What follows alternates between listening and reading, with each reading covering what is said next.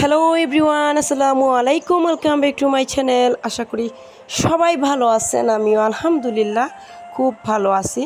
এই তো আবারও চলে আসলাম আপনাদের মাঝে আরও একটি নতুন ভিডিও নিয়ে। তো কাছে এবং দূরে, দেশে এবং দেশের বাইরে থেকে এই মুহূর্তে যে যেখান থেকে আমার এই ভিডিওটি দেখছেন সবাইকে জানাই অসংখ্য অসংখ্য ধন্যবাদ। ভিডিও শুরুতেই বলে রাখি, প্লিজ দয়া করে একটি লাইক দিয়ে ভিডিওটি ফুল ওয়াচ টাইম করে নেবেন। আপনার একটি লাইক অনেকের কাছে পৌঁছে যাবে আমার এই ভিডিওটি। তো আজকে সকালবেলা থেকে আমি যা যা আইটেম করেছি সব কিছু আপনাদের সাথে শেয়ার করলাম। এটা সকালের ভিডিও, সকালের নাস্তার ভিডিও থেকে আমি আপনাদের সাথে একদম সারাদিনের সব কিছু শেয়ার করব। নিশ্চয়ই ভালো লাগবে, অবশ্যই ফুল ওয়াচ টাইম করবেন। আর ভালো লাগলে অবশ্যই আমার চ্যানেলের পাশে থাকবেন। যারা অলরেডি আমার চ্যানেলের পাশে আছেন তাদের সবাইকে অসংখ্য অসংখ্য ধন্যবাদ। তো এখানে সকালের নাস্তা দেখতে পাচ্ছেন আমি নিয়েছি। আমার ভাইয়া এসেছেন, যেহেতু এর আগের ভিডিওতে আপনাদের সাথে শেয়ার করেছি, তো এটা দ্বিতীয় দিনের ভিডিও। তো এখানে আমরা সকালবেলা নাস্তা সবাই মিলে খেয়েছি। তো তারপরে এখানে আমার ভাইয়া আনারস যেগুলো নিয়ে এসেছিলেন সেগুলো এখন আমি কাটবো, তারপরে আমরা একসাথে নাস্তা করব আবারও। তো এখানে আমি সিলেটের আমাদের ঐতিহ্যবাহী নুনের পিঠা বানিয়েছি, সেমাই, তারপরে রুটি বানিয়েছি। তো যার যেটা ভালো লাগবে সেটাই খাবেন, সমস্যা নেই। তারপরে দুপুরে রান্না আমি বসিয়ে দেব। তো সবাই অবশ্যই রান্না বাড়া দেখবেন। তারপরে বিকেলে আমরা বেড়াতে গিয়েছিলাম, সব কিছুই শেয়ার করেছি। অবশ্যই ভালো লাগলে লাইক কমেন্ট দিতে ভুলবেন না, বেশি করে আমার ভিডিওটি শেয়ার করে দেবেন। এখানে পেঁয়াজু, পাতার চপ এগুলো বানানো হয়েছে। এই পাতার চপটা আসলে খেতে এত ভালো লাগে। তো কারা কারা এখান থেকে যা যা দেখেছেন, কারা কারা কাদের কি পছন্দ অবশ্যই কমেন্টের মাধ্যমে জানাবেন। আর এখানে আমি ডিম সিদ্ধ করেছি, ডিম ভুনা করব। তো দুপুরে রান্না বসিয়ে দিয়েছি, দেখতে পাচ্ছেন পাতিলে আমি সয়াবিন তেল পরিমাণ মতো দিয়ে দিব। তো সবাই সাধারণত যেভাবে রান্না করেন আমিও সেভাবেই রান্না করি।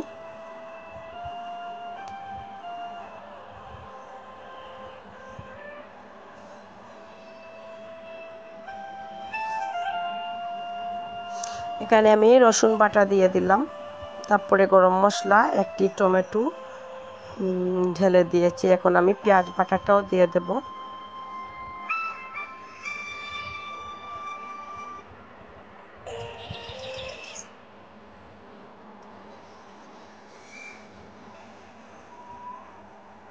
পরিমাণ মতো আমি লবণ অ্যাড করে দিলাম।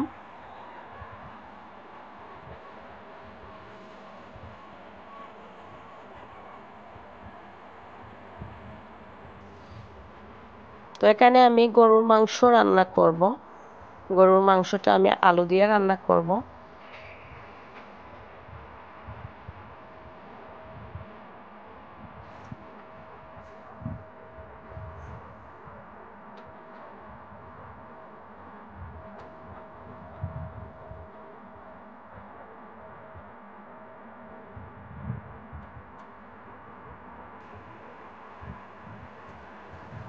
এখানে মশলার মধ্যে আমি এখন মাংসটা ঢেলে দিয়েছি। মাংসর সাথে আমি এখন আলুটাও দিয়ে দিব, যেহেতু আলুটাও একসাথেই সেদ্ধ হয়ে যাবে মাংসর সাথে। তারপরে আমি এখানে পরিমাণ মতো সব মশলা অ্যাড করে দেব। এখন আমি ঢাকনা দিয়ে ঢেকে রাখবো 8-10 মিনিটের মতো। ভালো করে মশলাটা কষানো হয়ে গেলে আমি আলু আর মাংসটা কষানো হয়ে গেলে আমি মশলাটা অ্যাড করে দেব তারপরে। তো এখানে আমি দেখতে পাচ্ছেন 8-10 মিনিট পর আমি এটা খুলেছি, একটু মশলাটা কষে আসছে, দেখতে পাচ্ছেন কষানোটা হচ্ছে। এদিকে আমি পরিমাণ মতো, আমরা সাধারণত যারা সবাই মিলে যা যা খাই মশলা সবার ঘরেই যা থাকে সেগুলো দিয়ে আমিও রান্না করি। তো সেভাবে আমরা আজকের দুপুরে রান্নাটা শেয়ার করলাম আপনাদের সাথে। যদি ভালো লাগে অবশ্যই লাইক দিতে ভুলবেন না, একটি লাইক দিবেন। আর এখনও এই পর্যন্ত, এই রান্না পর্যন্ত যারা এখনও আমার এই ভিডিওটি দেখছেন সবাইকে আবারও অসংখ্য অসংখ্য ধন্যবাদ। এখানে আমি সব মশলাগুলো আমি পরিমাণ মতো দিয়ে দিচ্ছি। তো জিরা, ধনিয়া, হলুদ, মরিচ সব কিছু।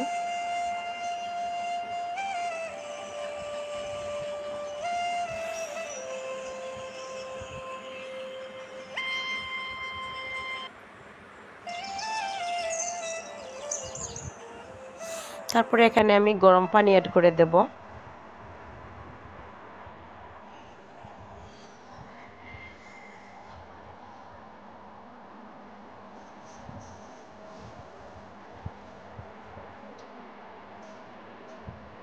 এখানে আমি গরম পানি অ্যাড করে দিলাম।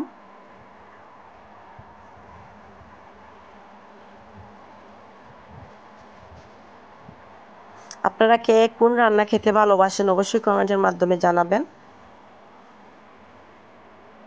আর 4-5টার মতো আমি কাঁচামরিচও দিয়ে দিলাম, সামান্য টেস্টিং সল্ট দিয়ে দিলাম।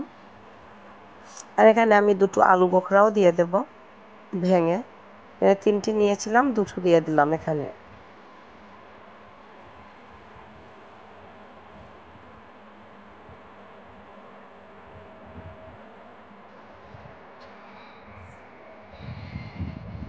তারপরে আমার রান্না এই তো ফাইনালি শেষ।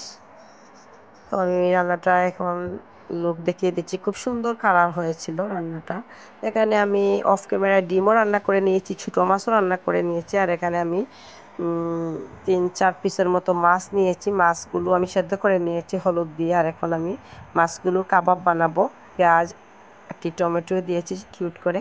আর তারপর ফাইনালি আমরা টেবিলে এগুলো নিয়ে আসলাম।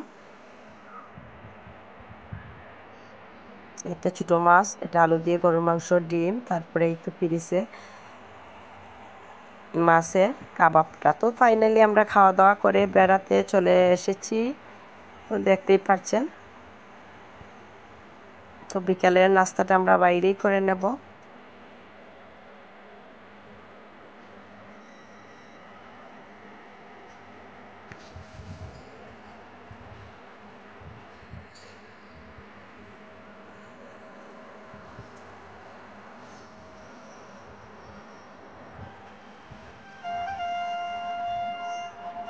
এই গাছগুলো দেখতে খুবই সুন্দর ছিল।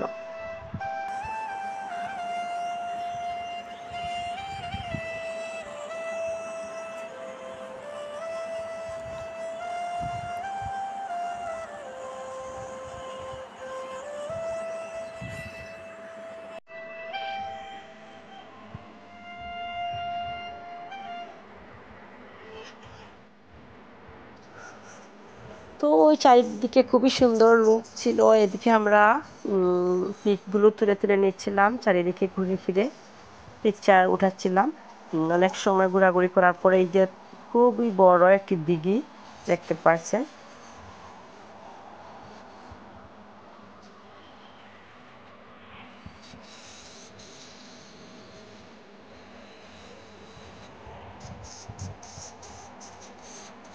এখানে এসে তো আমার মেয়ে খেলাধুলা করছে।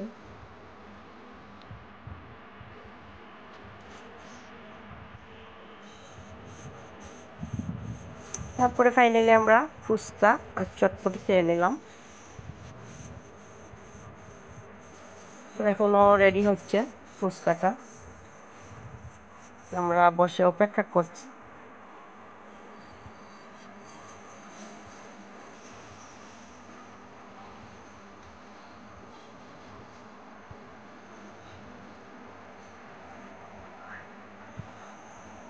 তো আমার ভিডিওটি কেমন লাগলো অবশ্যই কমেন্ট করে জানাতে ভুলবেন না সবাই।